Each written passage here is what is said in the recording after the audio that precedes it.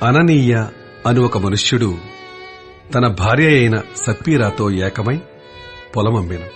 భార్య ఎరుకనే వాడు దాని వెలలో కొంత దాచుకుని కొంత తెచ్చి అపొస్తలుల పాదముల యొద్ద పెట్టెను. అప్పుడు పేతురు, అననీయ, నీ భూమి వెలలో కొంత దాచుకుని పరిశుద్ధాత్మను మోసపుచ్చుటకు సాతాను ఎందుకు నీ హృదయమును ప్రేరేపించెను? అది నీ యొద్దనున్నప్పుడు నీదే గదా. అమ్మిన పిమ్మట అది నీ వశమై ఉండలేదా? ఎందుకు ఈ సంగతి నీ హృదయములో ఉద్దేశించుకున్నావు?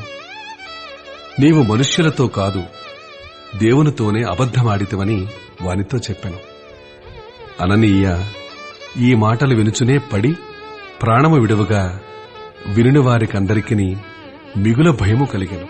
అప్పుడు పడుచువారు లేచి వానిని బట్టతో చుట్టి మోసుకొని పోయి పాతిపెట్టిరి. ఇంచుమించు 3 గంటల సేపటికి వాని భార్య జరిగినది ఎరుగక లోపలికి వచ్చెను. అప్పుడు పేతురు, మీరు ఆ భూమిని ఇంతకే అమ్మితిరా? నాతో చెప్పమని ఆమెను అడిగెను.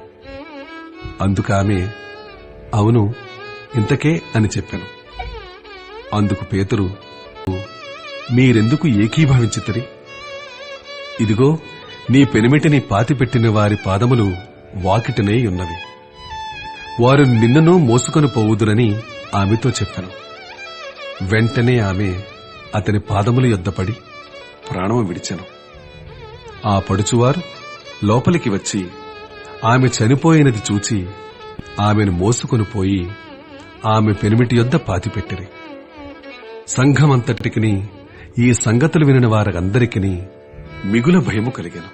ప్రజల మధ్య అనేకమైన సూచక క్రియలను మహత్కార్యములను అపొస్తలుల చేత చేయబడుచుండెను.